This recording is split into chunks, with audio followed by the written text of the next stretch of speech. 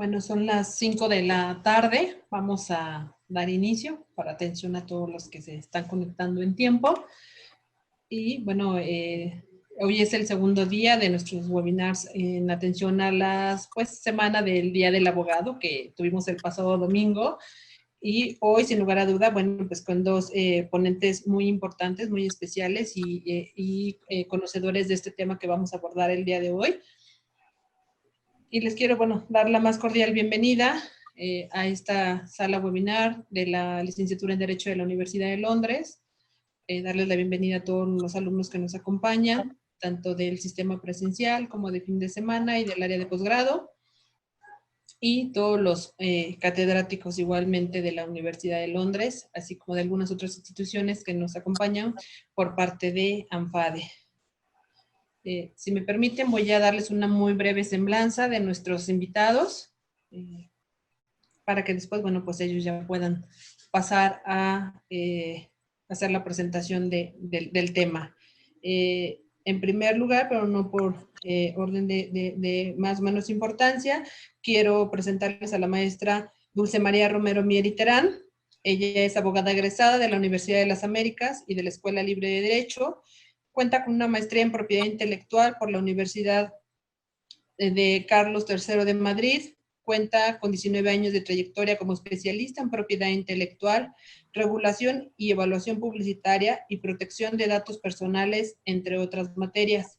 Actualmente colabora con Grupo Innova, una empresa mexicana dedicada al desarrollo y distribución de distintos productos revestidos de originalidad destinados a cubrir necesidades inmediatas. Además, es profesora de la Universidad de Londres, de la Barra Nacional de Abogados, en la Ciudad de México, impartiendo cátedras como propiedad intelectual, derecho informático y de regulación del marco legal de las obras creativas.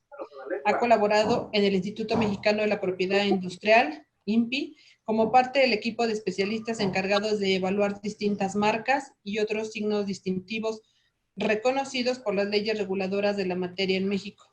Constantemente apoya y asesora a distintos emprendedores y empresarios que buscan colocar productos en el mercado y protegerlos de una manera adecuada. Es la maestra Dulce, a quien le doy la más cordial bienvenida. Y bueno, también muchas gracias, maestra, por el tiempo y el espacio. Y también quiero presentarles a nuestro siguiente invitado, que es el maestro Rubén Darcé Salazar Guerra. Él es abogado y especialista en Derecho Empresarial por la Facultad de Derecho de la Universidad Nacional Autónoma de México. Es egresado del máster en Abogacía Digital y Nuevas Tecnologías de la Universidad de Salamanca, España. Cuenta con más de 13 años de experiencia en el ámbito del derecho corporativo y derecho de las telecomunicaciones. Profesor de Derecho Informático en la Barra Nacional de Abogados, es miembro de Internet Society desde 2014 y secretario del Comité Legal de la Asociación Nacional de Proveedores de Internet Inalámbrico, AC. Actualmente se desempeña como socio responsable de las áreas de Derecho Corporativo y Contratos en el despacho Salazar y Solís Abogados, Sociedad Civil, firma especializada en Derecho de las Telecomunicaciones y materias afines. Es simplemente una breve semblanza de nuestros dos invitados por la trayectoria que ya traen de hace varios años, pero bueno, pues por razones de tiempo solo hicimos una pequeña referencia de su trayectoria laboral y bueno, pues les cedemos el espacio para que nos puedan compartir esta tarde sus experiencias y conocimientos sobre un tema novedoso que evidentemente está impactando sobre la situación que estamos viviendo en estos momentos. Y bueno, al final daremos un espacio para alguna sesión de preguntas y respuestas. Y también, bueno, pues estamos transmitiendo por Facebook Live para quienes nos estén siguiendo por ese medio. Les damos también la bienvenida. Gracias. Adelante, maestra, maestro Rubén. Pues muchas gracias por la invitación. Nosotros encantados de generar este tipo de foros, de análisis, de comentarios, inclusive de confrontación y a lo mejor de argumentación de cómo se está desenvolviendo hoy en día, pues todas las reformas derivadas principalmente de la entrada en vigor del Tratado de Libre Comercio, el TEMEC, que es Telecán mejorado, que entró en vigor a partir del 1 de julio del presente año y pues ahora sí que encantados de poder participar aquí con ustedes. Veo a muchas caras conocidas, eso me da muchísimo gusto. Y pues esperemos que todo lo que platiquemos el día de hoy, sobre todo, deje mucho espacio para la reflexión, tanto como profesionistas, como estudiantes de la licenciatura en Derecho, de lo que viene para el futuro. Sobre todo, nos vamos a enfocar mucho el día de hoy en el tema de los derechos de autor, ¿no? Creo que esta reforma trae muchas aristas, trae muchos claroscuros y va a tener cambios significativos en toda la propiedad intelectual en general, pero hoy nos vamos a abocar específicamente a qué sucede con los derechos de autor, que es lo que en realidad ha levantado muchísima ámpula. De hecho, ha levantado la inconformidad de muchos activistas defensores de los digitales. Vamos a ver qué tanta razón tienen en este tema y cómo repercute todo. Han, de hecho, pues enviado mucha publicidad en este sentido de las sanciones penales que inclusive incorporaron como reformas al Código Penal.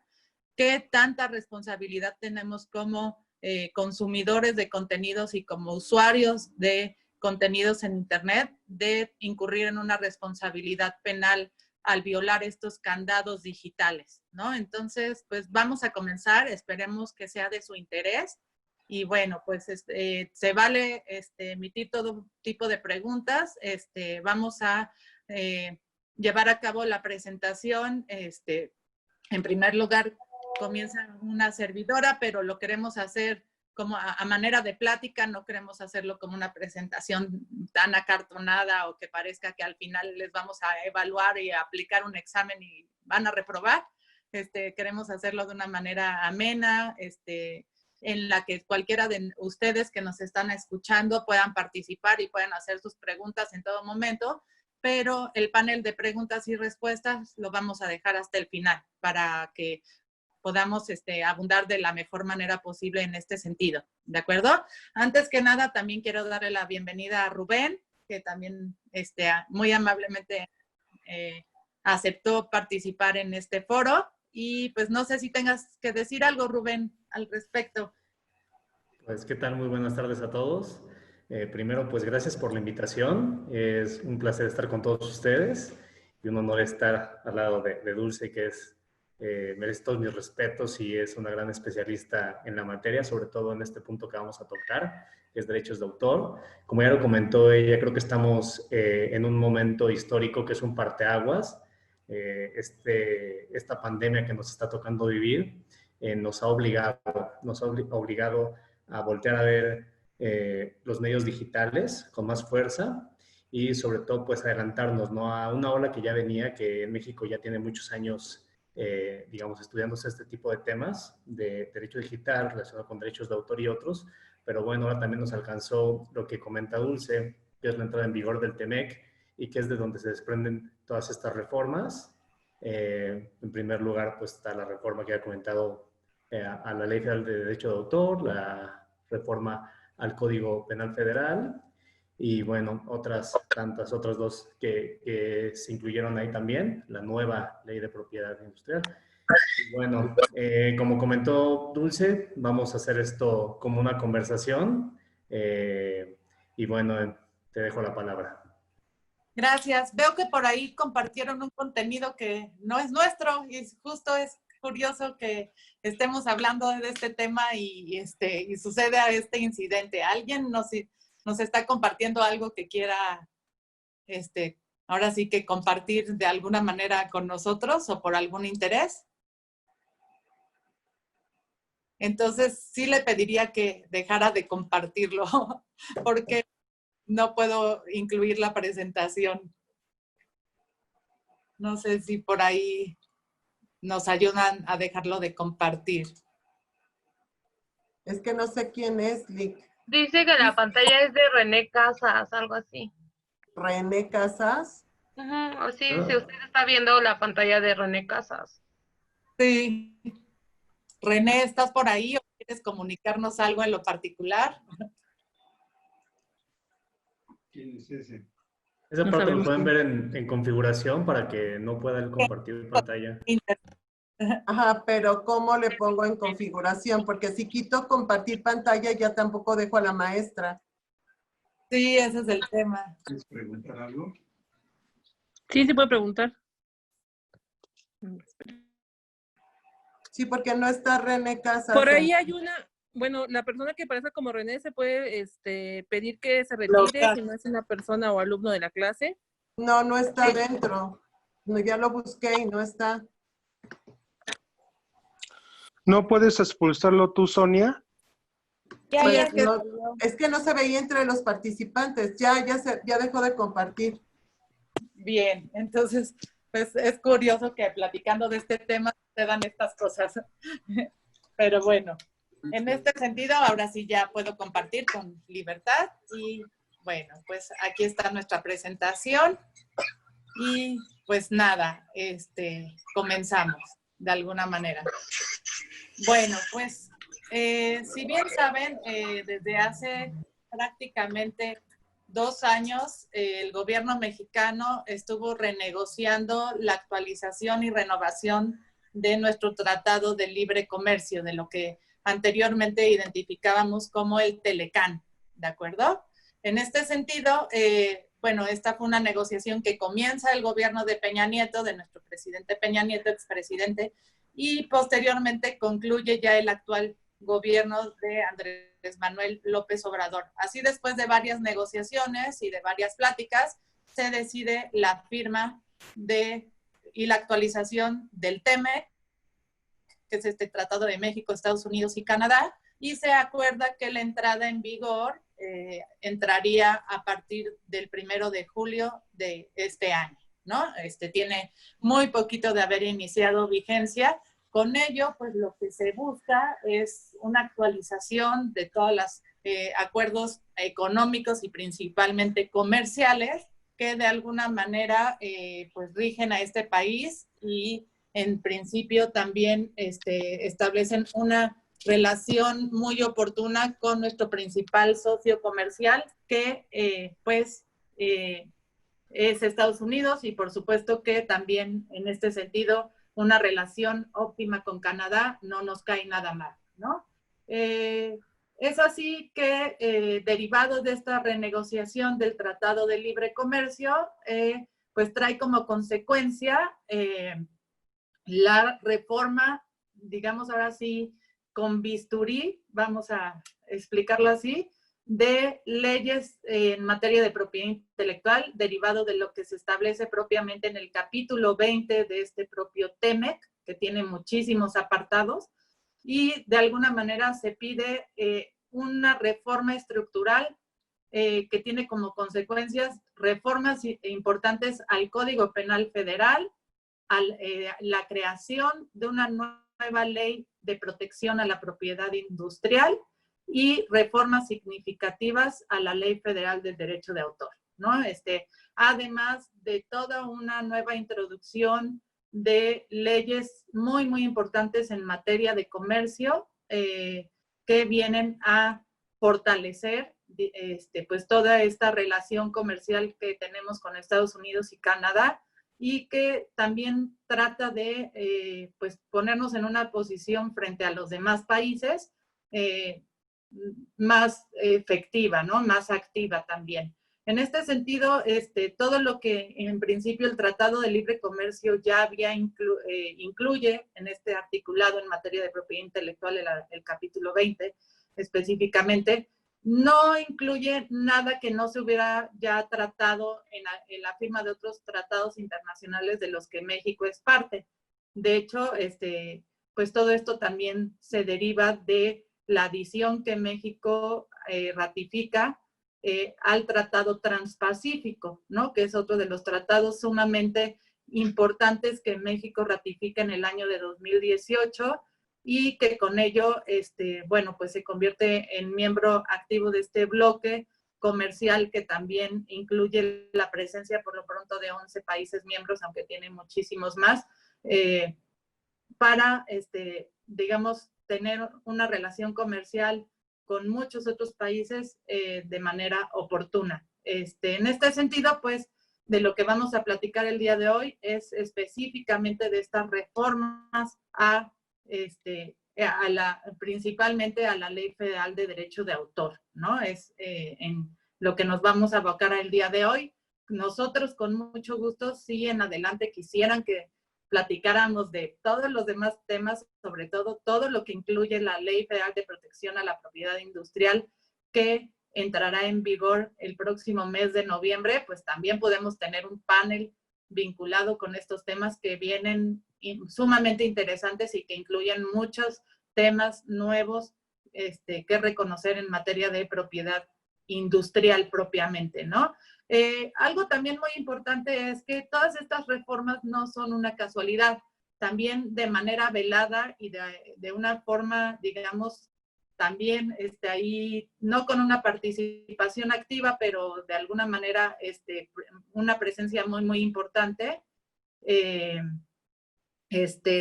También ya se ha estado negociando y ya también no tarda en entrar en vigor un nuevo tratado de libre comercio con la Comunidad Económica Europea, el Telecuem, ¿no? Entonces también por ahí todo esto va concatenado y va a ir unido de alguna manera a toda una serie de reformas y relaciones político-comerciales que México trata de establecer para fortalecer de alguna manera ahora sí que su economía y de alguna manera garantizar que esta sea un poco más sustentable, ¿no? En este sentido, pues propiamente el Tratado de Libre Comercio establece, como les había comentado en este artículo 20, que tiene muchos apartaditos, pero aquí resumí los que yo siento que son los más importantes en materia de propiedad intelectual.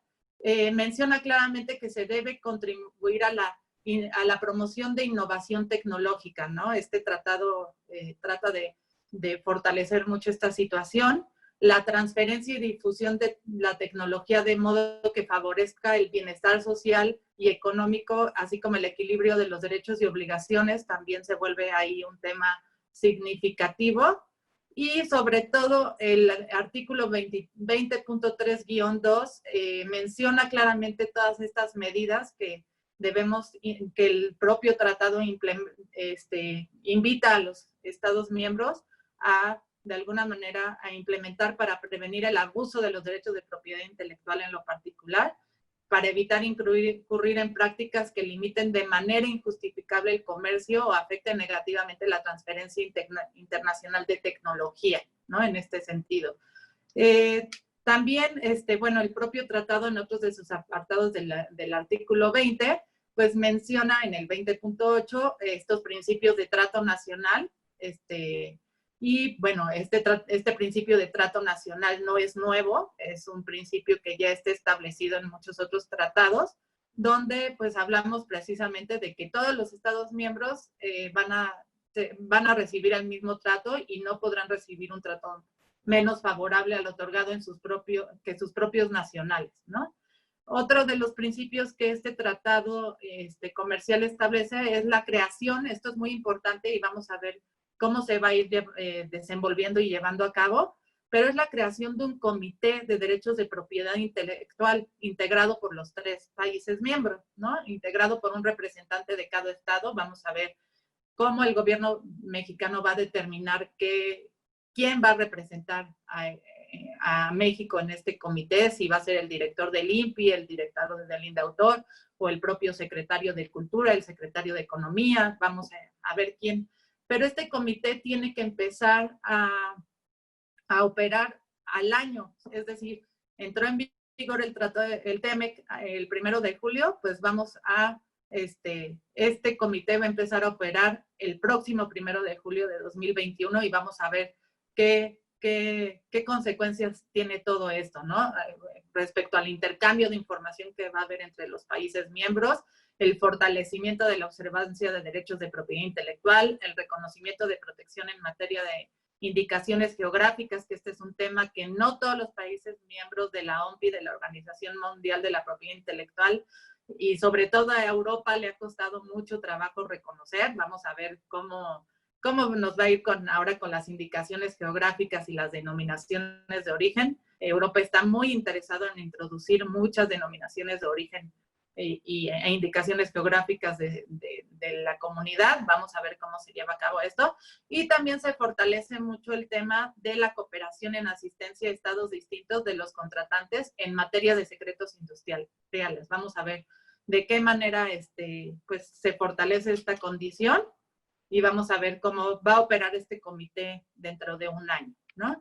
En este sentido, ya para cederle también ya la palabra a Rubén, que tiene muchas cosas que contarnos, pues el artículo 20.79 es muy claro en el tema de la observancia de los derechos. Es decir, compromete a cada estado contratante a asegurar en su ordenamiento jurídico. Es por eso que se hicieron estas reformas tan quirúrgicas, no sé si sea la palabra adecuada, que establezcan procedimientos de observancia de los derechos de propiedad intelectual, que en principio pues permiten la adopción de medidas eficaces contra una acción infractora, es decir, de manera preventiva, de manera precautoria, la inclusión de recursos ágiles para prevenir infracciones, la inclusión de recursos para la disuasión de futuras infracciones. Esto es muy interesante, cómo se busca disuadir a los consumidores de derechos, sobre todo, para que no incurran en estas faltas. Y también nos invitan a prever la adopción de medidas cautelares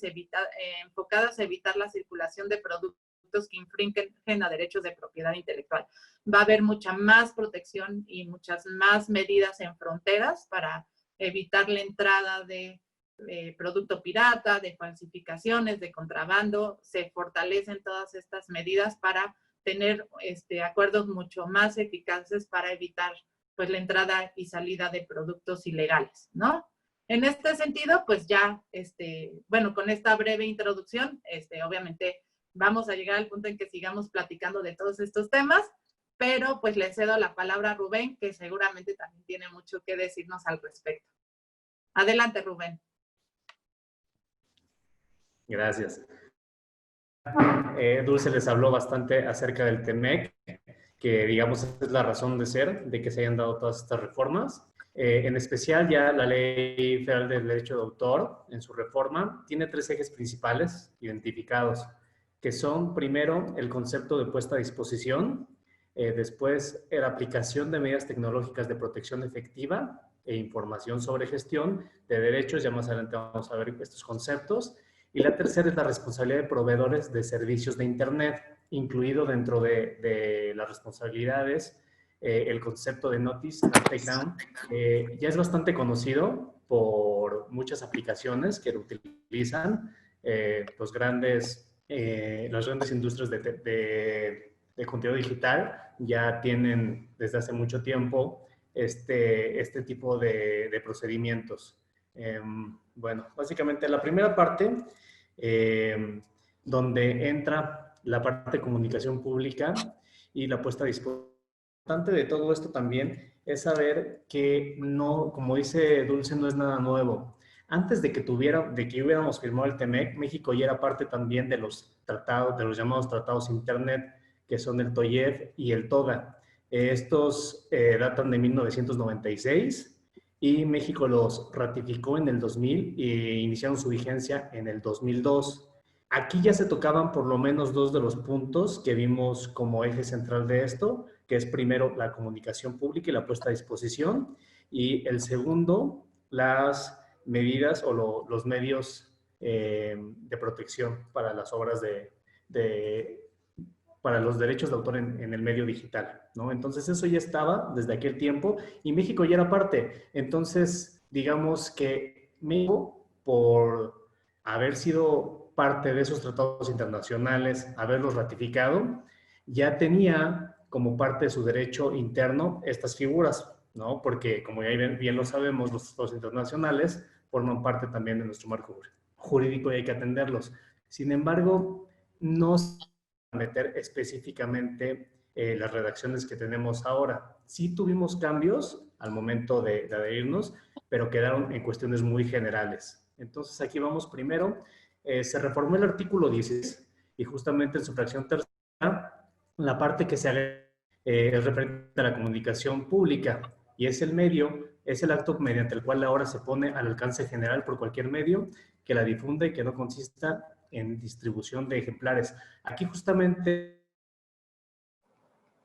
hace rato platicaba con Dulce de esto, de la distribución y la comunicación pública.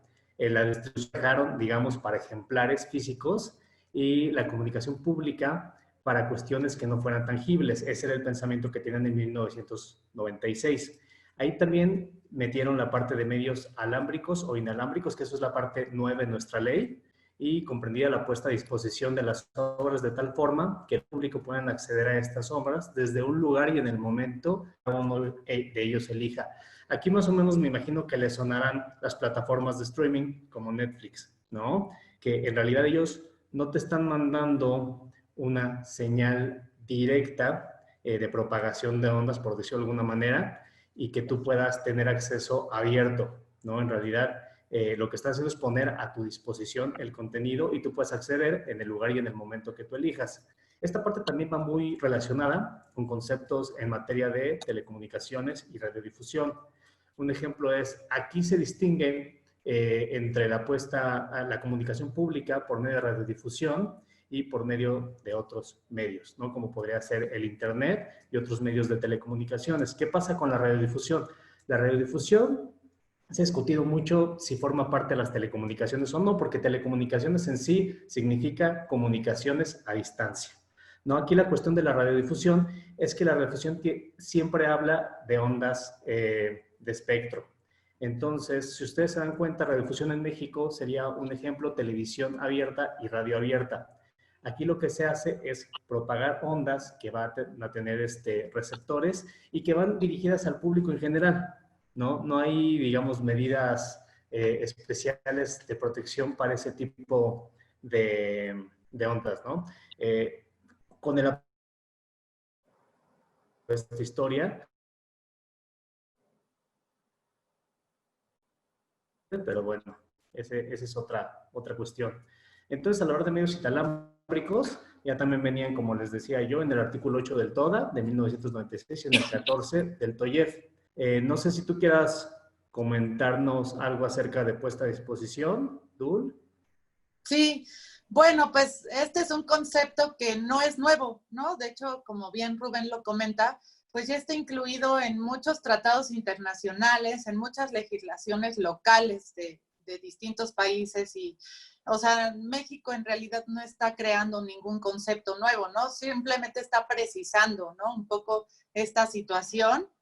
Y bueno, creo que una inclusión también importante es el tema de ya empezar a reconocer estos medios alámbricos e inalámbricos, que de alguna manera pues ya estaban, pues trata de precisar un poquito más, digamos que esta ley, con todas estas reformas y adiciones, que bueno, cabe mencionar que esta ley fue, la Ley Federal de Derecho de Autor, como ven, no se abroga, se reforma únicamente, y la publicación de nuestra ley fue el 24 de diciembre de 1996, ¿no? Entonces, estamos hablando de que a esta ley le tocó de alguna manera vivir la entrada del primer Tratado de Libre Comercio que firmamos con Estados Unidos y Canadá, ¿no? Y ya venía también de una consecuencia de que México se había adherido a otros tratados internacionales. Entonces, es así por lo tanto que pues la Cámara, el Congreso en particular, no toma la decisión de reformarla porque pues ve que todavía puede soportar, o sea, digamos que tiene muchos de los elementos que simplemente pueden hacer la transición y pueden migrar a este entorno del analógico al digital, ¿no? Vamos a decirlo así. Y que de alguna manera con esta modalidad de puesta a disposición sí puede haber una confusión entre si es una modalidad propia de la comunicación pública, que sería importante definirles qué es la comunicación pública en este sentido, es la presentación de una obra ante un público o un grupo determinado de personas, ¿no? Pero no hay un reparto de ejemplares de la misma, ¿no? Como tal. Ya con la distribución de una obra se puede entender que sí hay una reproducción de la obra y que sí se tendría que de alguna manera en ocasiones entregar un ejemplar de la misma. pero ahí la ley nos genera un poco de confusión porque incluye este término de modalidad de puesta a disposición, tanto en este artículo 16, donde nos quedaría claro que forma parte de la comunicación pública, pero luego lo vuelve a agregar en el artículo 27, donde empieza a generar la confusión si es más una distribución de una obra que una comunicación pública. Pero bueno, son cuestiones que en adelante seguramente se aclararán y que pues generarán jurisprudencia y otros elementos que en el reglamento seguramente también mencionarán algún tema, pero sí, este concepto de la modalidad de puesta a disposición ya se introduce como tal en la Ley Federal de Derecho de Autor. Adelante, ¿te cambio la diapositiva? Perfecto.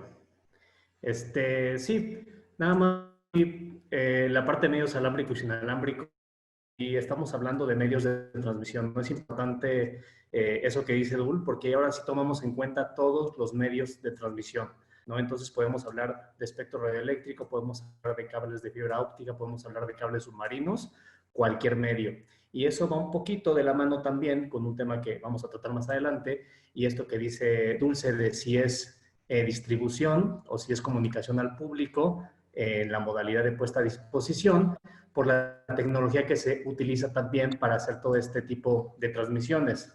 ¿Qué pasa cuando llega a un servidor caché, cuando llega a un proveedor de hosting? ¿Qué es lo que está haciendo él? Hacer una copia temporal o permanente del propio contenido protegido por derechos de autor. Entonces es bastante interesante esa parte. Si quieres, pasamos a la siguiente, Dul. Sí. Ok, perfecto. Aquí, artículo 106, también hay varios artículos que se reformaron justamente en esta parte. Se le agregó la parte de comunicación pública de los programas o de los contenidos sujetos a la protección de derechos de autor y también derechos conexos, que eso ahorita tú seguro se los platicará mejor porque viene mucho de derechos conexos y le agregaron en todos lados la parte de derechos conexos. Y bueno, también dice incluir la puesta a disposición pública del mismo. Aquí solamente queremos resaltar otra vez esto porque creemos que si entendemos bien el concepto de comunicación pública y el concepto de puesta a disposición, podemos entender esta primera parte de las reformas que se hicieron a la ley. La siguiente, Dur, si quieres. Sí. Ok, aquí los titulares de los derechos patrimoniales podrán autorizar o prohibir. Es igual, ¿no? Aquí ya nos metemos a medios tecnológicos y este artículo ya estaba hablando de acceso público por medio de telecomunicaciones, ¿no? Y aquí ya le agregamos incluir la banda ancha e internet. Aquí, como les comentaba yo, el concepto de telecomunicaciones es nada más comunicaciones a distancia. Aquí repercute también que venga banda ancha e internet porque son conceptos muy importantes en nuestro entorno digital y ahora desde el 2013-2014 también en nuestro marco jurídico. Porque en 2013 se llevó a cabo la reforma en materia de telecomunicaciones, la reforma constitucional, y al año siguiente inició su vigencia la Ley Federal de Telecomunicaciones y Radiodifusión.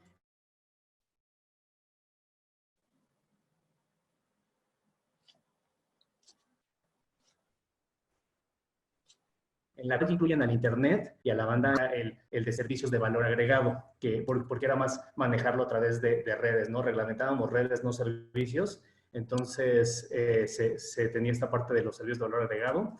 Entonces pasa a ser un servicio público de telecomunicaciones y aún más allá pasa a ser una garantía constitucional, ¿no? Por eso el propio artículo 6 de la Constitución ahora nos habla de que tiene derecho al acceso a banda ancha. Entonces es muy importante que esté también aquí reflejado porque se nota la actualización que estamos haciendo del marco jurídico en materia de derechos de autor. Y bueno, aquí se repite, ¿no? Lo que les decimos, la puesta a disposición del público de sus obras de tal forma que los miembros del público puedan acceder a estas obras desde el lugar y en el momento que cada uno elija. ¿Sale? Esto es trascendente porque entonces ya vemos que nosotros podemos acceder al contenido cuando queramos, donde queramos, ¿no? Y en 1996, más o menos por la fecha de la aprobación de toda Bill Gates hablaba de que el contenido era el rey, ¿no? Y que eso era lo que iba a revolucionar Internet y bueno, tuvo toda la razón. ¿Algún comentario acerca de esto, Zulo? Pasamos a la siguiente. Sí, pues era Perdón, básicamente... perdón, Nick, se le está yendo la señal a licenciados. Ah, ¿se está cortando? Sí, a él se le está cortando. Ujú. Ah, A igual ver, puedes colocar internet, igual es más fácil. Gracias, Nick. Sí.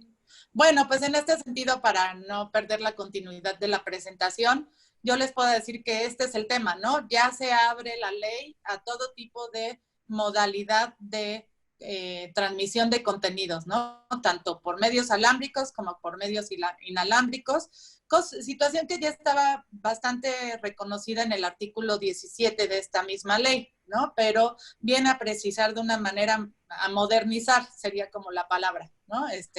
Entonces ya esta modalidad de puesta a disposición, pues nos deja muy claro que ya abre, pues, el reconocimiento de todas estas obras en el entorno digital, ¿no? Vamos a decirlo así, ¿no? Y bueno, pues entremos en materia, Rubén. Esto es de lo que también nos están preguntando mucho, tienen muchísimas dudas de toda esta publicidad y me imagino que noticias que han leído recientemente en el internet seguramente o en los noticieros o en medios de comunicación en general respecto a todas estas medidas tecnológicas y todas estas consecuencias que va a haber derivadas de violar un candado digital, ¿no? Entonces, no sé si quieras entrar ya en materia para platicar este tema. Creo que se le sigue cortando, ¿verdad, Rubén? No lo escuchan, ¿verdad? No, no se escucha. No, No se escucha. ya se nos congeló. Pero bueno, esperemos que regrese en un momento. Mientras, pues yo les comento de este tema. Este es el capítulo, yo creo, más importante de las reformas a la Ley Federal de Derecho de Autor. Todos estos apartados que empiezan a regular de manera muy, muy dura, o sea, la palabra es esta, ha sido una regulación sumamente rigurosa y exigente de todos aquellos personas que, pues ahora sí que consumen contenidos protegidos por derecho de autor en Internet, ¿no? Entonces, lo primero que menciona este artículo 114 bis es estas medidas de protección tecnológica, medidas tecnológicas de protección efectiva. ¿A qué nos vamos a referir con esta medida de protección?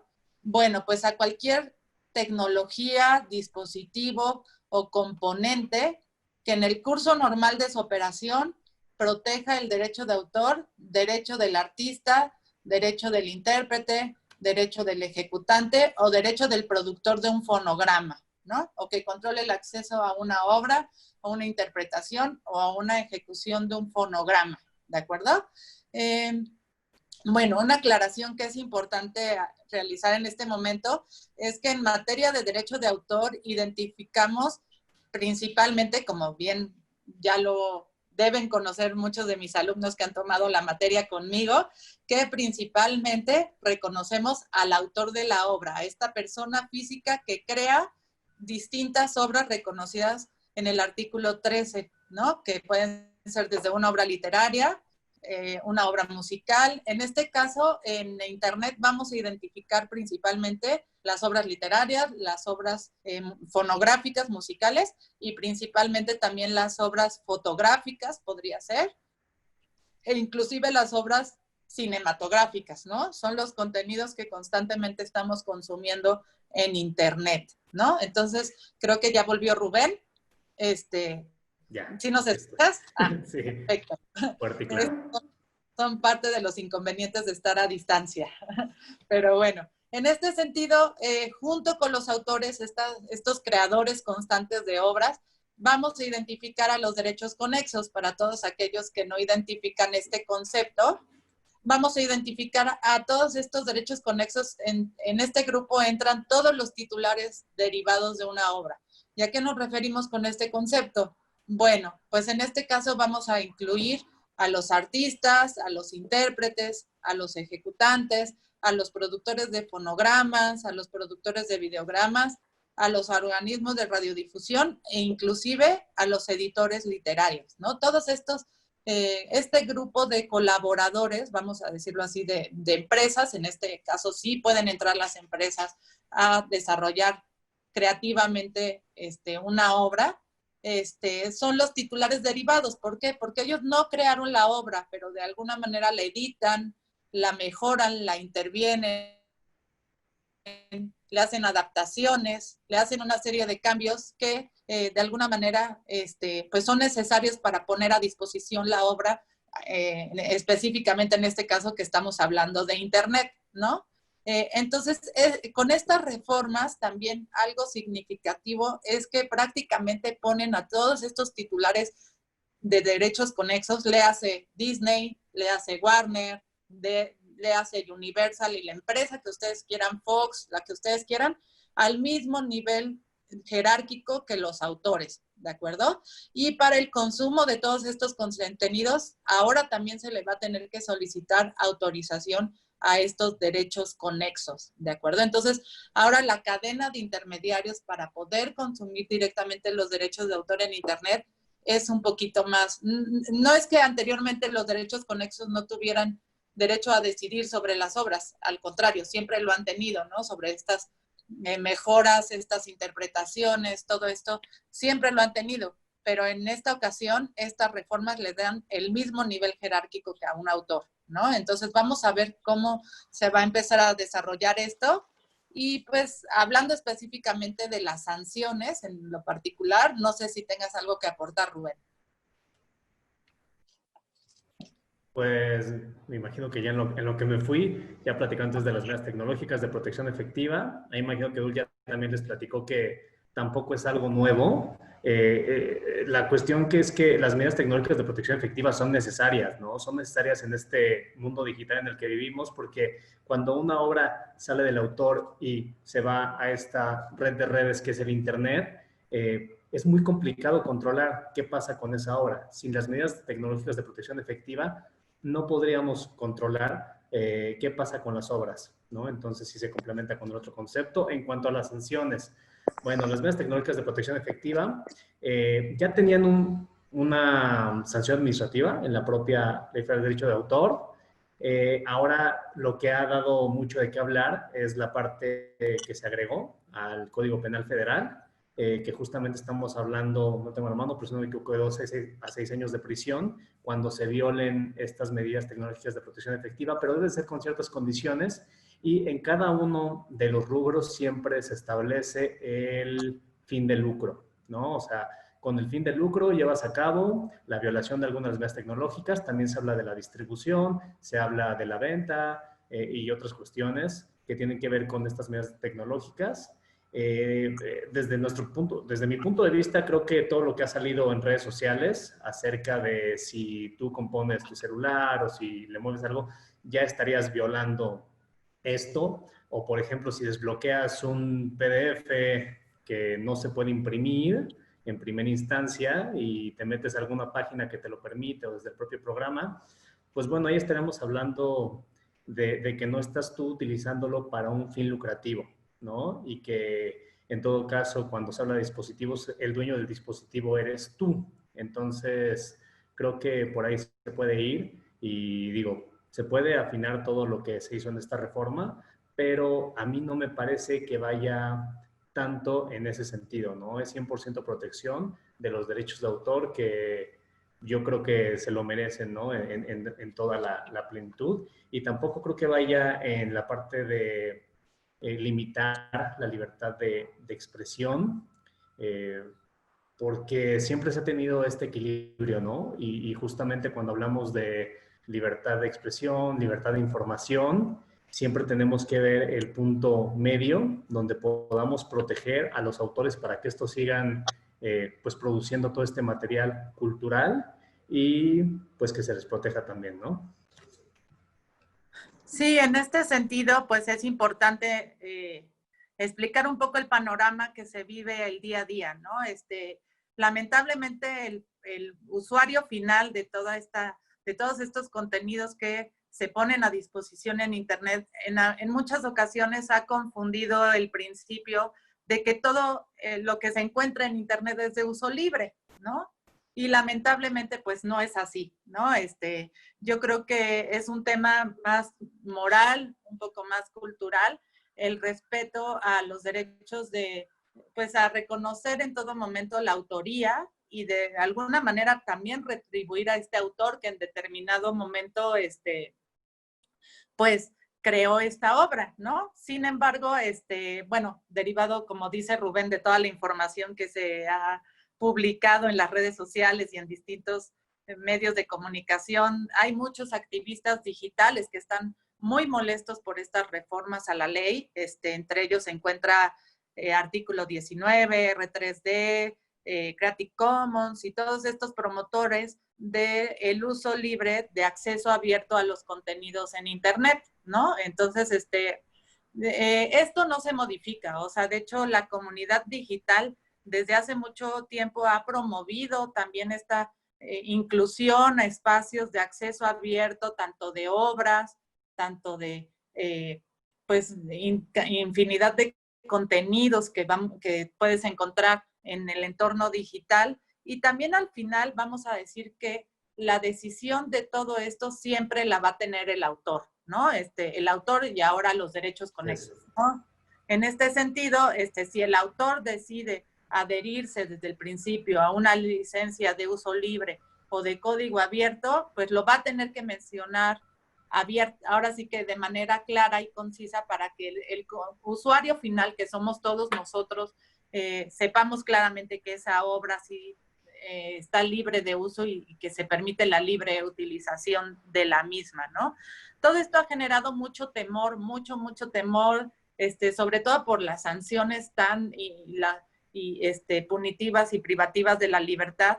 ¿Por qué lo habrá decidido ahora sí que el Congreso así? Es un tema que inclusive pues hay que ser honestos, ¿no? Esta ley se decidió al cuarto para el ratito, como dicen por ahí, el 29 de junio, entonces pues se darán cuenta que si el tema que entraba el 1 de julio, pues no había mucho tiempo para decidir. Se presentaron sobre la mesa varias iniciativas y en este sentido, también mucho de lo que se critica es que con la entrada al Tratado de Libre Comercio, se tenían 3 años para discutir todas estas medidas tecnológicas, ¿no? Es lo que también se discute muchísimo, ¿no? Entonces, pues bueno, al final lo resolvieron así, pero coincido con Rubén en que en ningún momento esta ley es violatoria ni de los derechos humanos, ni del acceso a la información, y mucho menos del debido proceso, ¿no? Que también se ha criticado mucho este tema. Sin embargo, todos estos activistas digitales han decidido, bueno, ya le pidieron a la Comisión Nacional de Derechos Humanos que interviniera e inclusive van a presentar acciones de inconstitucionalidad, ¿no? Respecto a estas reformas, ¿no? Vamos a ver cómo actúa ahora el Poder Judicial en este sentido, pero pues sí, se ha sembrado mucho temor, ¿no?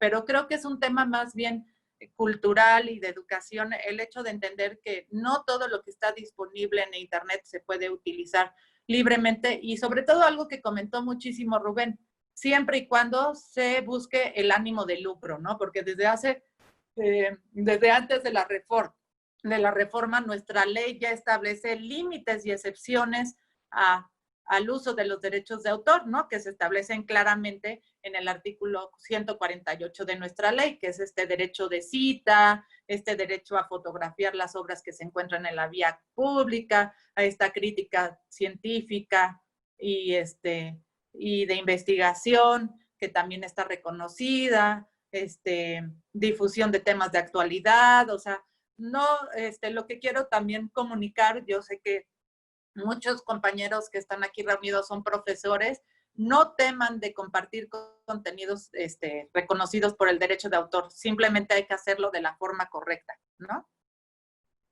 No sé si tengas algo más que agregar, Rubén, para ya empezar el panel de preguntas y respuestas, que creo que sí, nos va a faltar un tema muy interesante. Sí. Pues nada más, justamente agregar que inclusive hay legislaciones que ya tienen también dentro de su sistema jurídico medidas tecnológicas de protección efectiva y como lo comenta Dulce, lo vinculan directamente con estos límites al derecho de autor, ¿no? En la propia redacción de los artículos que hablan de las medidas efectivas, nuestra ley también trae algunas excepciones, pero no van enfocado a esos puntos, pero sí hay legislaciones que lo vinculan directamente a las limitaciones que en su legislación se tengan al derecho de autor, ¿no? Entonces, yo creo que, como dice Dulce, aquí una no excluye a la otra, ¿no? Al momento de que tú tengas medidas tecnológicas de protección efectiva, pero ese contenido tenga una licencia de uso libre, como dice Dulce, o que tengamos el derecho al uso justo, por decirlo de alguna manera, o que caigamos en alguna de estas limitaciones al derecho de autor, no creo que haya ningún problema. Pero bueno, ¿quieres que hablemos un poquito del tema que nos faltó un tanto, que es el último, que es el de responsabilidades Sí, bueno, vamos a acotar aquí que además de las medidas tecnológicas de protección efectiva, también se agrega este tema sobre la gestión de derechos, ¿no? Que permite a pues todos estos promotores de los derechos de autor en Internet agregarle códigos y avisos, datos, información que identifiquen perfectamente que la obra está protegida por el derecho de autor, ¿no? Vamos a ver en este sentido qué implementación y qué códigos, me imagino que el reglamento lo va a esclarecer mucho más en este sentido, para poder que nosotros como usuarios finales sepamos claramente cuando una obra esté protegida por derecho de autor en el entorno digital, ¿no? Propiamente en Internet, ¿no? Entonces, también establece esta medida, esta implementación de esta nueva defensa de los derechos de autor, ¿no? Entonces, sí, pues ahora sí que para terminar, pues sí, queda este tema de todos estos artículos, si bien sabemos, establecen también, no podemos decir que son límites ni excepciones, sino ahí no sé cómo calificarlo, porque no es una aplicación al artículo 148. Así es, no, por eso lo pusimos. ¿Qué no se considera violación en relación con la elusión o evasión de medidas, no? Así sí. Dice, ¿qué no se considera violación si no sería una extensión? Sí, es como, pues, ahora sí que excepciones a las infracciones, podríamos decirlo así. Exactamente, así es. Pero bueno, todas estas personas que se dedican a la ciberseguridad, todas estas personas que se dedican a modificar o a reparar dispositivos digitales, no incluyen en ninguna responsabilidad, o sea, modificar el hardware de un producto o inclusive el software por temas que no tengan que ver con derecho de autor, no están incluyendo en ninguna de estas responsabilidades. Cuando se toquen temas de seguridad nacional, etcétera, etcétera, pues no estamos aquí tocando ningún, no se está violando ningún derecho de autor, ¿no? No se están violando estos candados digitales, ¿no? Así y bueno, es que llegamos a este artículo, ¿no? El que también es muy interesante, el 114 Octis, que si así quieres es. De hecho, abundar un poquito, Rubén. Para los que no saben qué sigue después del BIS, ya estamos hasta el Octis. Bueno, aquí esta es la parte que a mí sí se me hace totalmente novedosa en la ley, por lo menos en la ley mexicana, porque inclusive en los tratados de Internet no se tocó este tema. No se tocó este tema y entonces desde entonces vamos... mexicano. Así es. Y esto se trata de las responsabilidades que tienen los proveedores de servicios de Internet en cuanto a los contenidos protegidos por derechos de autor que transmiten a través de sus redes o a través de sus sistemas. ¿Por qué es importante limitar esta responsabilidad? Les contaremos que por ahí de 1995-96 también, junto con estos tratados, estuvo platicando de este tema. En Estados Unidos hubo una corriente hace tiempo que quería que los responsables de todo lo que estuviera en redes, hablando de redes de Internet, de redes de telecomunicaciones, fueran los operadores de servicios de Internet o los proveedores de servicios de Internet. Esto fue una iniciativa. Después los proveedores salieron a decir, oye, no, yo no voy a ser responsable de todo lo que esté transitando a través de Internet. Esto se llevó un poquito a las discusiones de los tratados Internet. No se dijo nada. No se dijo nada al respecto. Esto pareció una victoria para los operadores de Internet, para los proveedores de servicios de Internet, porque no los obligaba a nada. Después de esto, se trabajó en la Digital Millennium Copyright Act, que es donde aparece por primera vez esta limitación.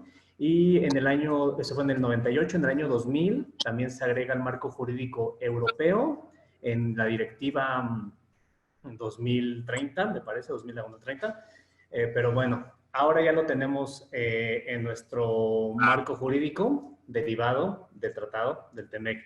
Aquí primero, las dos legislaciones hacen una diferenciación entre tipos de proveedores de servicios de Internet. Hay que recordar que los proveedores de servicios de Internet son necesarios, son intermediarios necesarios. Sin ellos no existiría nada de lo que conocemos como Internet, no existiría esta parte de derechos digitales, no existiría nada de eso. Por mucho que hayan evolucionado todas las empresas como Amazon, como Google, siempre dependerán de redes de telecomunicaciones, ya sea públicas o privadas. Entonces es importantísimo por eso esta parte de qué pasa si yo soy un proveedor de servicios de Internet. Aquí, muy apegados al modelo estadounidense, dividimos entre proveedores de servicios de acceso a Internet. Aquí nos lo define como son quienes transmiten, enrutan, suministran conexiones para comunicaciones digitales en línea. Aquí nos dicen que debe ser sin modificación de contenido entre puntos específicos por el usuario que realiza el almacenamiento intermedio y transitorio en forma automática. Aquí, ¿quiénes podrían ser proveedores de servicios de acceso? Los carriers que conocemos, ¿no? Telmex, Alestra, Maxcom, etcétera. Ellos caerían en este rubro y son los que menos responsabilidad tienen, porque no puedes tú obligar, o hasta ahora no se ha obligado, a que un proveedor de servicios de Internet esté administrando su red y filtrando los contenidos que pasan. Imagínense cuántos bits de información, o sea, cuántos bits pasan día a día por las redes de telecomunicaciones públicas o privadas. Entonces se distingue entre esta primera parte, ¿no? Digamos, existe un concepto general que son proveedores de servicios de Internet. De ahí se subdividen en dos, que son los proveedores de servicios de acceso a Internet y los proveedores de servicios en línea. Aquí se subdivide a su vez en tres: almacenamiento temporal, almacenamiento a petición del usuario y direccionamiento, vinculación de usuarios a sitios en línea mediante el uso de herramientas de búsqueda de información, que se incluyen los hipervínculos y los directorios. ¿De qué estamos hablando para traducirlo? Estamos hablando en la primera, almacenamiento temporal. No sé si hayan oído hablar de los servidores caché. Este es el servicio de caching. Ellos temporalmente tienen la información. ¿Para qué se usa el caching? Para que la red de Internet funcione mejor. Yo pido una película en Netflix, ¿no? A través de mi cuenta. La primera vez tiene que viajar hasta el servidor donde se encuentra la hoja de esa película y regresar hasta mi equipo. Otros lo empiezan a hacer, esa película empieza a solicitarse mucho. Entonces, en lugar de irse hasta el servidor, se queda en un servidor caché que está en un lugar intermedio entre el servidor original y el mío, ¿no? Entonces, ese sería el servicio de cacheo. El almacenamiento a petición del usuario, este es el que se conoce como hosting, ¿no? Vas a alojar ahí tus contenidos porque tú lo estás solicitando. Y el tercero, ese es muy conocido y es lo que hace Google con buscadores o lo que hacen las páginas de enlace. Esta parte es muy interesante porque en el sistema europeo no existe en la directiva este último punto. Se quedan nada más en los dos primeros. Estados Unidos desde el inicio pone esta parte, aunque es bueno que lo tengamos ahora, en mi punto de vista, en la reglamentación, porque justamente los países europeos han adoptado dentro de las legislaciones internas este tipo de servicios también y los ha reglamentado porque la directiva no lo prohíbe, ¿vale? Si quieres la siguiente, Edu. Sí. Ok. Los proveedores de servicio de acceso a Internet. Aquí, ¿qué es lo importante? Lo importante es que va a haber una limitación a la responsabilidad de los proveedores de servicio a Internet. A esto se le llama puerto seguro o safe harbor. Cuando escuchan safe harbor, están hablando de esto, que puede ser el modelo europeo o el modelo estadounidense. La diferencia más notoria entre cada uno es que el modelo estadounidense incluye todo tipo de derechos, ¿no? Todo tipo de responsabilidades, y el modelo, más bien el modelo europeo es el que tiene todas las responsabilidades, y el modelo de Estados Unidos solamente habla de responsabilidades con relación a contenidos protegidos por derechos de autor, ¿no? Entonces, si tú tienes algo que tienes relacionado con una marca o con otro tipo de responsabilidades, no puedes ampararte en el puerto seguro, en el modelo de Estados Unidos, que es el que tenemos nosotros. Hay ciertos requisitos que necesitamos como operadores, como proveedores de servicios de Internet, para que no tengamos esa responsabilidad.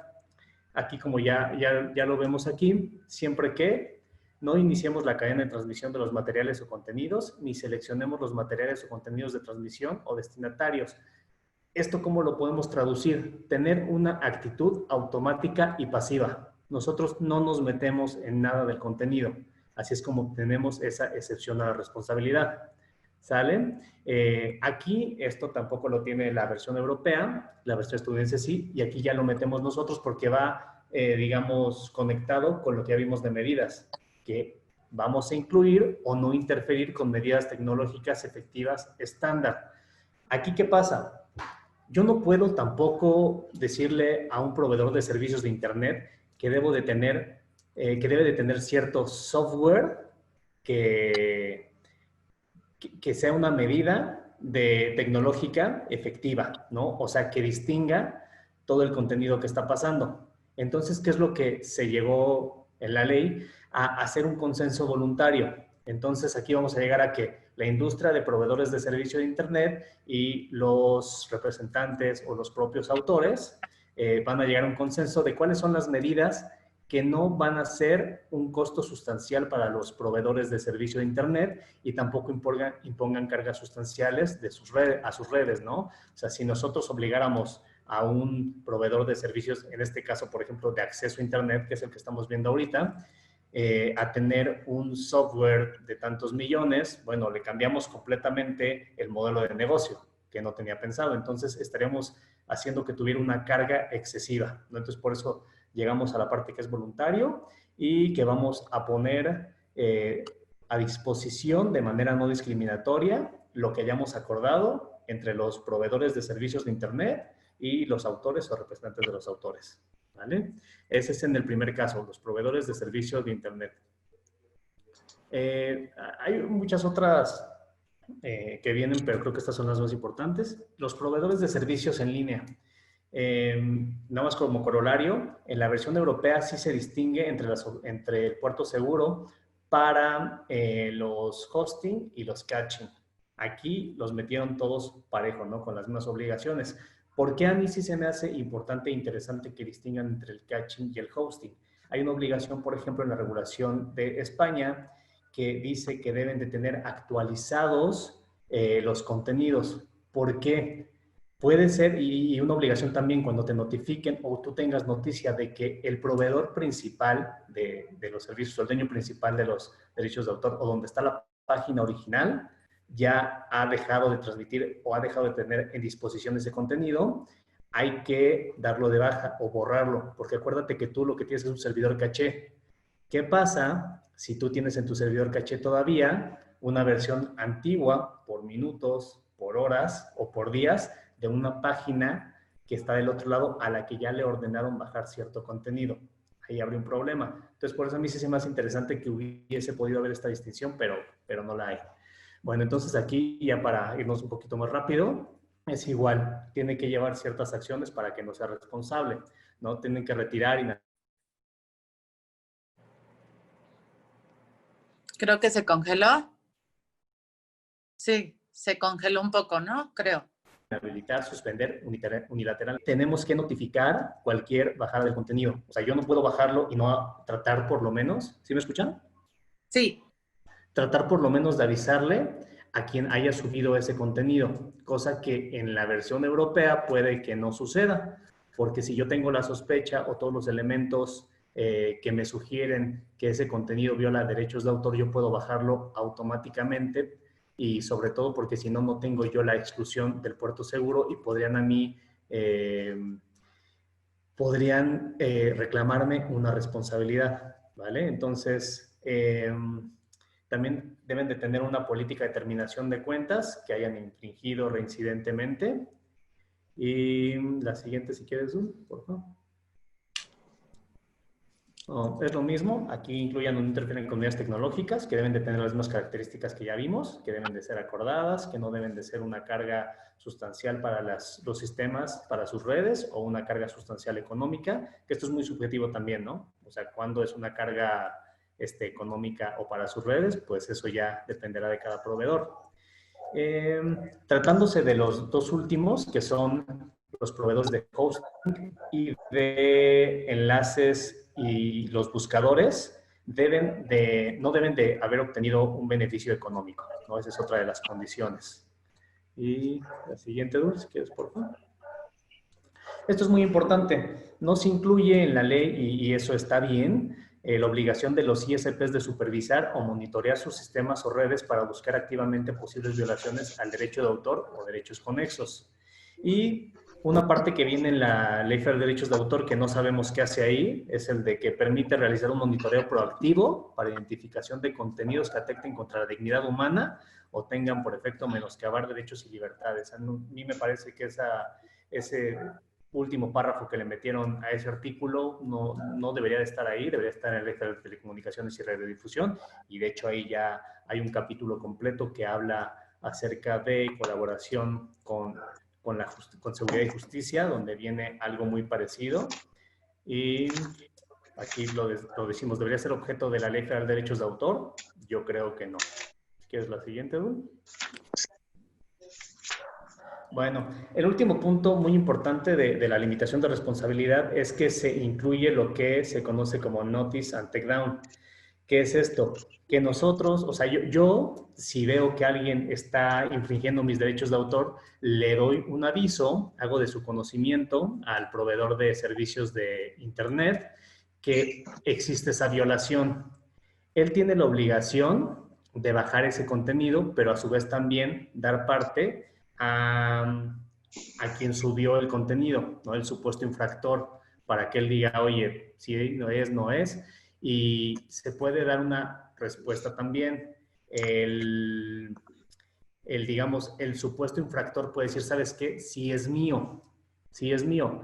En ese momento yo tengo la obligación como proveedor de servicios de Internet de volver a subir el contenido y comunicar a quien en un principio me había dicho que habían violado el derecho, que la respuesta de la otra parte, ¿no? Y esta obligación yo no la tendría solamente si se ha iniciado alguna controversia administrativa, civil o en este caso penal también, ¿no? Eso creo que a lo mejor Dulce quiere decir un poquito más porque es muy amplia esta parte de Notice and Takedown, pero este es el esquema general que se tiene para estas cuestiones.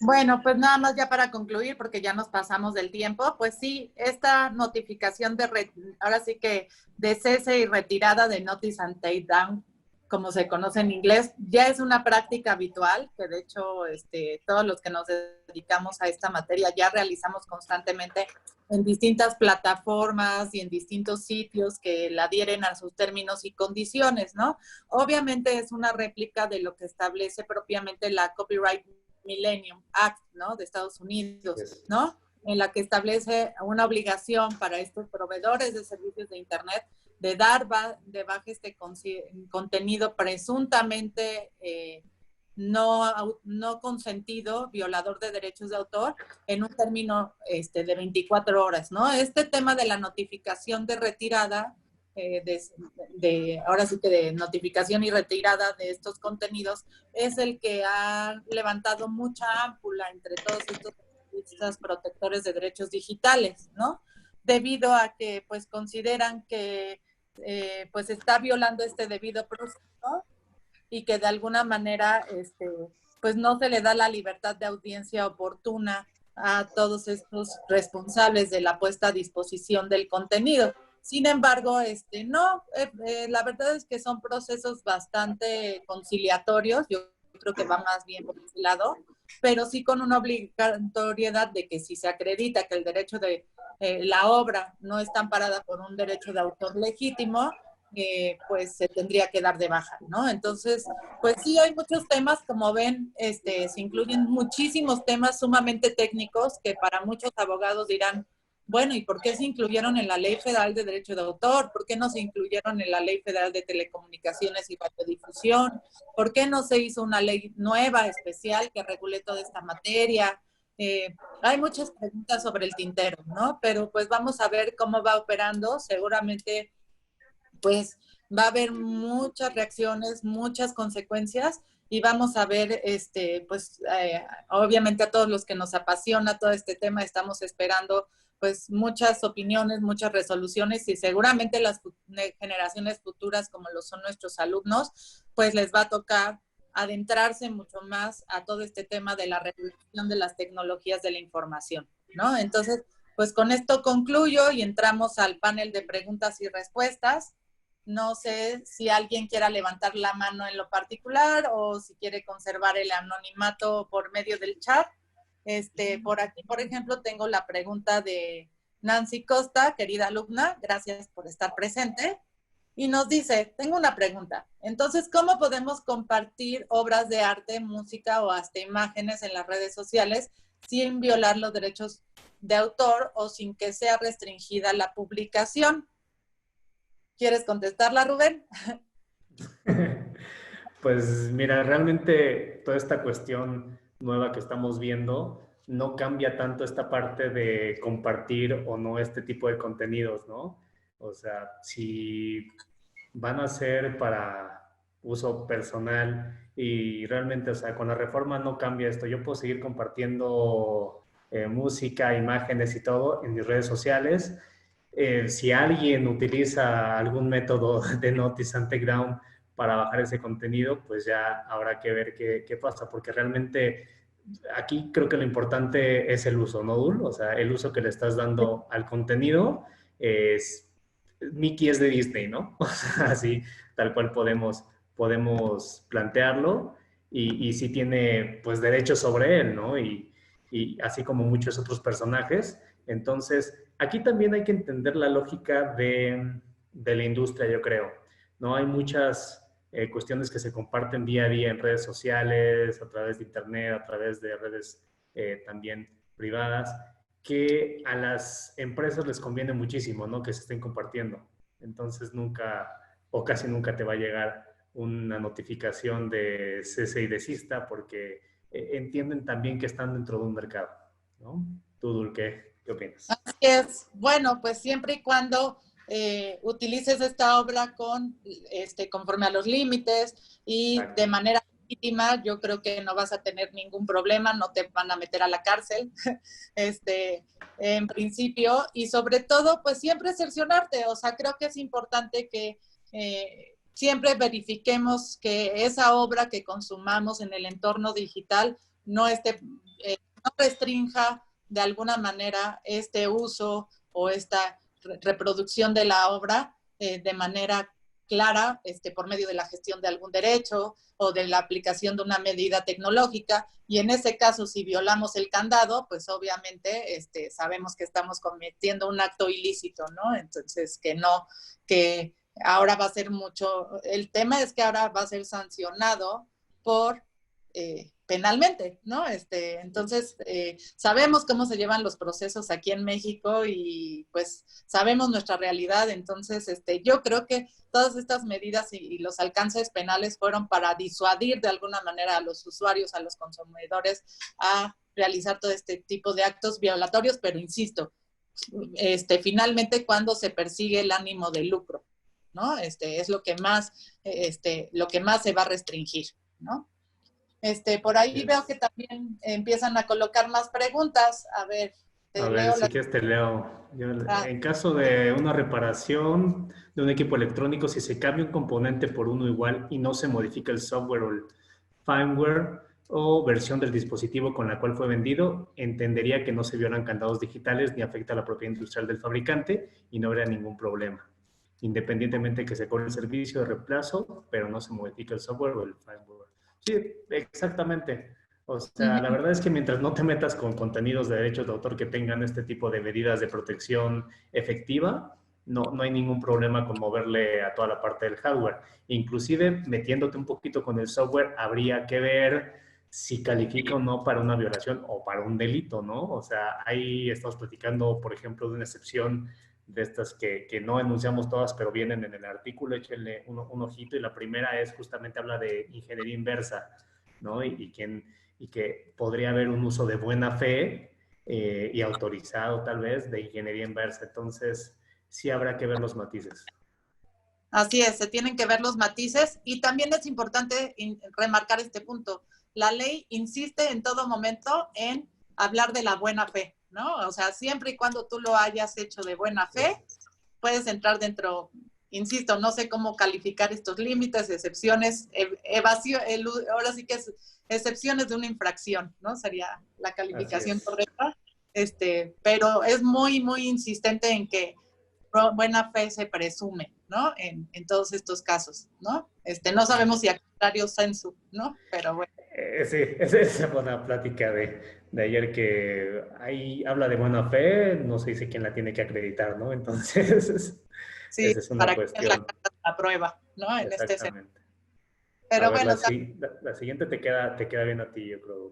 Cuando se comparten publicaciones y ponen la leyenda, no tenemos los derechos de la música, ¿es importante poner esta leyenda? híjole, pues no creo que esta Listo. leyenda exima de alguna responsabilidad si la canción está reconocida o protegida tanto por los derechos de autor como por los derechos conexos, ¿no? Depende de la finalidad, ¿no?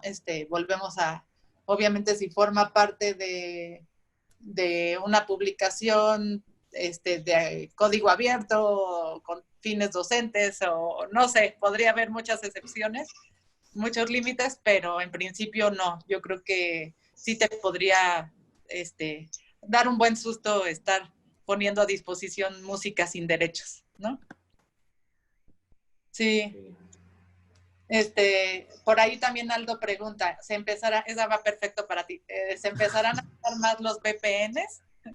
Pues mira, usar más, pues yo creo que sí, ¿no? Siempre las redes privadas virtuales han sido un gran problema en esta cuestión de derechos de autor. De hecho, hay un estudio, digamos, específico de esta cuestión de transmisión de datos peer-to-peer y a través de VPN.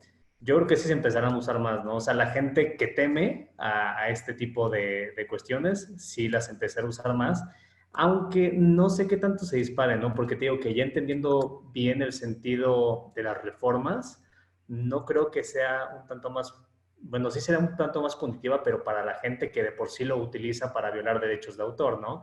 Lo que platicábamos ayer es que, pues de lo que se trata justamente esto de que te pongan, oye, de 2 a 6 años de cárcel, tanto multa, ahora es administrativa, también la vía civil, también la vía penal, pues es desincentivar, ¿no? Es que se respeten este tipo de derechos. Y la verdad es que ya, como decía también Edul, ya hay demasiados tipos de licencias, ¿no? Están los Creative Commons, están software de código abierto, hay otras cuantas que si el autor de la obra decide o es su voluntad que tú lo tengas, ahí va a estar, ¿no? En caso de que no, pues creo que es completamente respetable y que se tenga que dar una contraprestación por el uso de las obras, ¿no? Así es. Por aquí también, acá, Daniela Manso, gracias por acompañarnos. ¿Creen que sea benéfico o en su caso perjudicial a su punto de vista? ¿Qué tendría que agregarse o eliminarse a estas nuevas aplicaciones legales? Híjole, yo tengo muchos comentarios. Pues yo creo que sí tendríamos que haber abundado un poco más con todo este tema de las políticas de fair use, del uso justo de las obras, ¿no? Creo que ahí podríamos haber abundado bastante con este tema. Y yo creo que sí, pues básicamente para dejarlo ahí y no estar una hora más aquí, temas y excepciones respecto al fair use, ¿no? No sé, en tu caso, Rubén, ¿qué hubieras agregado a esta reforma? Pues mira, yo hubiera agregado claridad, ¿no? Sí, Sobre la todo técnica técnica legislativa y claridad, porque la verdad los invitamos a que lo lean, sobre todo la parte de excepciones a la violación de los medios efectivos y las medidas efectivas, y en verdad que sí tienes que leerlo varias veces para que te quede más o menos la idea de lo que están tratando de decir. Otra cuestión es, pues, mira, a mí me interesa mucho esta parte de los proveedores de servicio de Internet porque es importantísimo en este momento que no colapsen sus redes, que no colapsen sus servicios, porque como yo les decía, es el intermediario necesario 100%. Entonces, tal vez aclarar un poquito esa parte y sí hacer la distinción entre uno y otro. Y bueno, ver también qué viene, porque les contaré ya más para el último comentario que esta directiva, un poquito de las que le hablé, del modelo europeo, está por desaparecer. En el 2021 entra en vigor una nueva directiva que es muy, muy, muy dura con los proveedores de servicios de Internet. Inclusive ya habla de tener licencias de puesta a disposición de los contenidos que vayan a pasar por sus redes o por sus servidores. Entonces, habrá que estar viendo también para allá, porque eso seguro también va a ser un comentario que va a salir, que estamos siendo muy flexibles con los proveedores de servicios de Internet con esta reforma, ¿no? Porque la verdad es que sí les quedó todavía el puerto seguro ideal. Sí, por ahí también nos preguntan, dice, Denise está muy participativa, lo cual agradezco muchísimo. Dice, dice Denise, en el supuesto de realizar una publicación, ya sea en redes sociales o en algún otro medio de comunicación, ¿sí sería importante citar al autor para no irrumpir en un delito? Sí, estos límites de siempre respetar el derecho de cita que establece el artículo 148 de la Ley Federal de Derecho de Autor se tiene que reconocer en todo momento.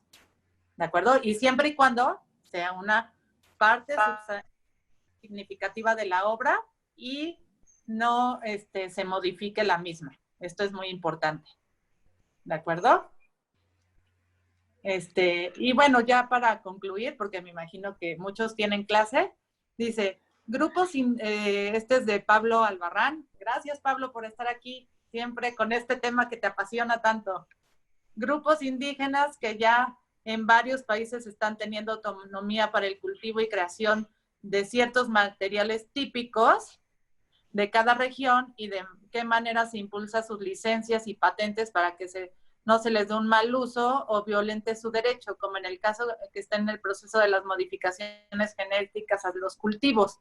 Bueno, Pablo, pues tocas un tema muy importante que también se dejó fuera de esta reforma, que precisamente era la publicación de una nueva ley general de variedades vegetales. Afortunadamente, no sé, para tranquilidad de precisamente estos grupos indígenas, esta ley se deja para discutir en adelante y derivado de un tratado internacional del cual formamos parte, que es la Unión Internacional para la Protección de Variedades Vegetales, UPOV, y tenemos hasta el 2021 para discutirlo. Entonces, pues vamos a ver cómo se va llevando a cabo, cómo se va discutiendo esta ley, pero sí está generando mucha ámpula esta nueva publicación de la nueva Ley General de Variedades Vegetales, la cual tú te has involucrado mucho en la materia y que te ha interesado mucho el tema, te lo agradezco.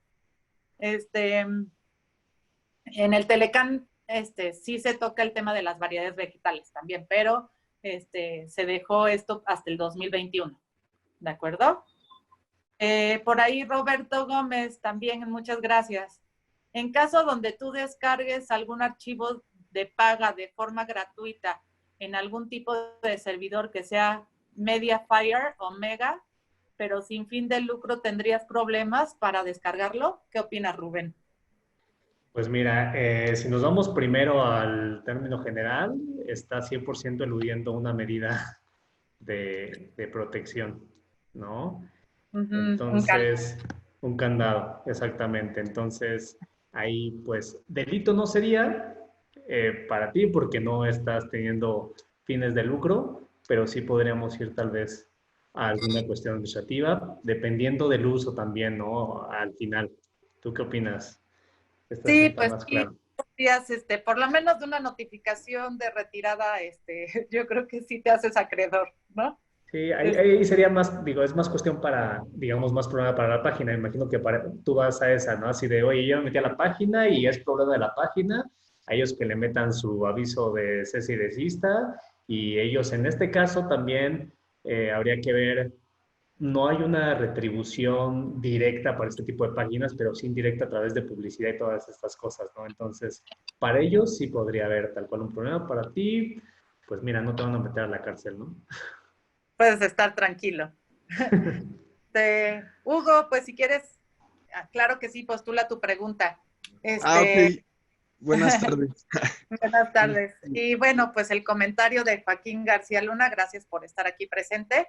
Creo que es cultural y educación cívica mencionar las fuentes o referencias atribuibles a otros por respecto de derechos de autor. Debe ser parte de la educación. Coincido contigo y además, Joaquín, yo les insistiría mucho a nuestros alumnos que hoy en día hay softwares como son que detectan el plagio, ¿no? Ya de manera automática. Entonces, hay que tener muchos softwares que ya inclusive analizan cuál es la apropiación de esta parte sustancial de las obras. Turner Ting, por ejemplo, está por ahí, que detecta el plagio y entonces cuidado con el copy-paste, chicos. Así es. Y Muchas ya gracias, para Joaquín. finalizar, si quieres, Hugo, postula tu pregunta. No sé también, Rubén, si quieras comentar algo más. Bueno, es que, bueno, mi pregunta va más enfocada hacia, tú como usuario final, dentro de cualquier página, si bien estamos hablando de los delitos que se generan como derechos de autor, por ejemplo, yo me meto a cualquier página, Facebook, Instagram, Twitter, lo que sea, y encuentro dónde descargar un libro. Y este autor solicita que se rebaje el libro de ahora sí que de esta página. ¿La sanción recaería también a mí como usuario final o solo va directo hacia las plataformas que permiten el acceso a ese tipo de documentos? ¿Qué tienes que opinar, Rubén? Pues como te decía hace rato, eres parte de la ilusión, ¿no? O sea, porque tú en algún momento, si ese material se dispuso con algún tipo de medida de protección y tú lo descargas de ahí, lo que está haciendo es eludir ese candado, ¿no? A lo mejor tú no tienes en ese momento, dices, bueno, pues yo lo vi ahí y yo lo descargué, pero la naturaleza en sí es que sí venía protegido, ¿no? En caso de que no haya sido protegido desde un inicio, pues no habría ningún problema. Como te decía hace rato, el mayor problema, pues yo creo que sería para la propia página de internet. Para el usuario final, no veo yo ahí, o sea, en este esquema que pudieses tener una responsabilidad, digo, en primera penal, pues no, o sea, porque no estás teniendo el fin de lucro que viene muy específico, y administrativa tampoco. De ahí sí a lo mejor tú sí nos puedes sacar un poquito más duro, que tienes más Sí, experiencia esta parte. pues acuérdense que también el artículo 148 de la ley reconoce la copia privada, ¿no? Entonces, aunque también esa iniciativa para cobrar un canon, un impuesto sobre la copia privada todavía está en el tintero, ¿no?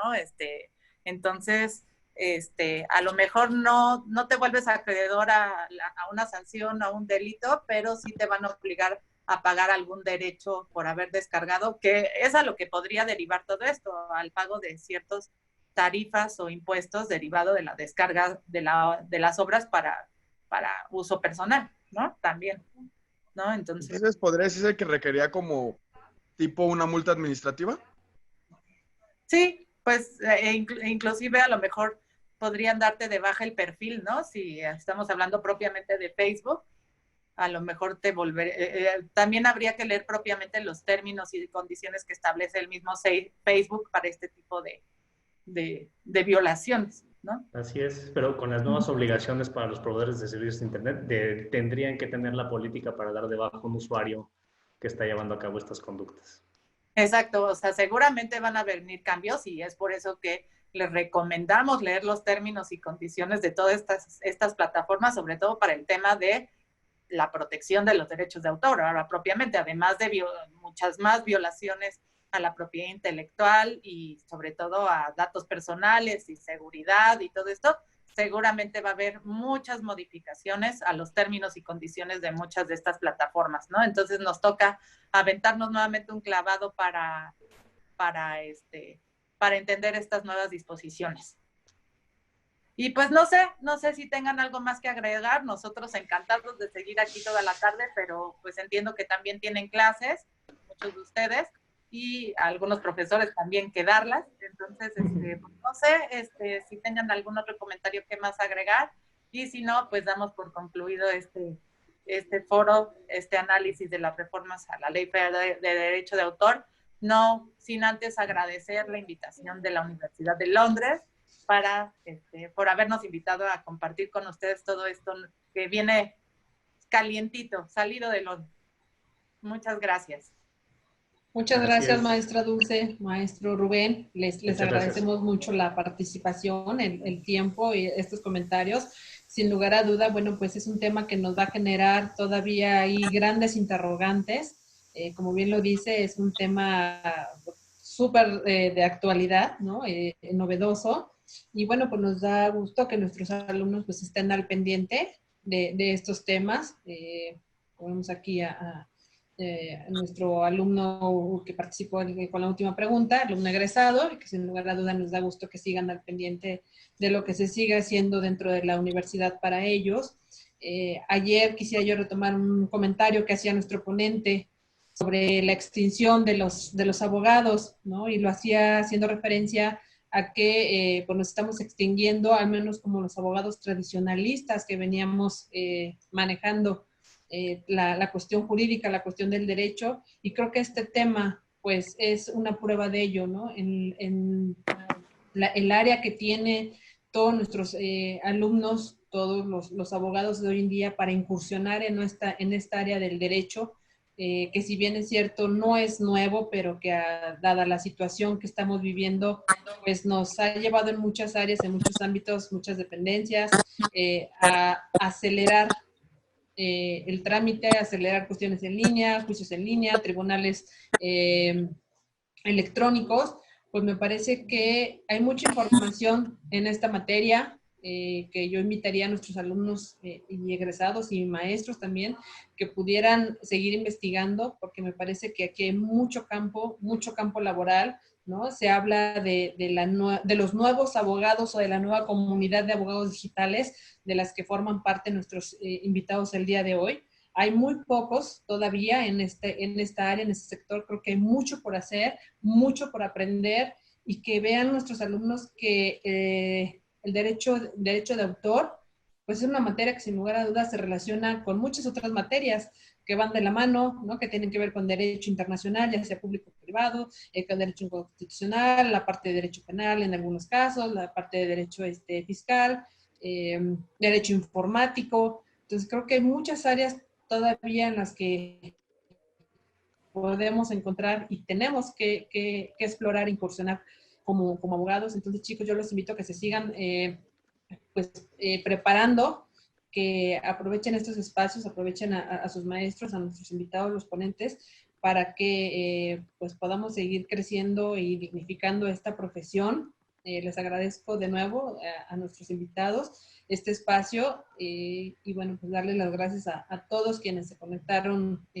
a través de esta plataforma y a través de las distintas redes sociales, y pues esperarlos mañana de nueva cuenta con un tema también, ¿no? de actualidad, ¿no? Y pues con esto damos por terminado. Pusimos un código QR para que lo pudieran descargar y solicitar también directamente las constancias de participación de quienes nos acompañaron pues el día de hoy.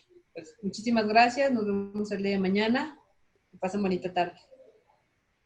Gracias. Gracias, maestra. Hasta luego. Gracias. Bye.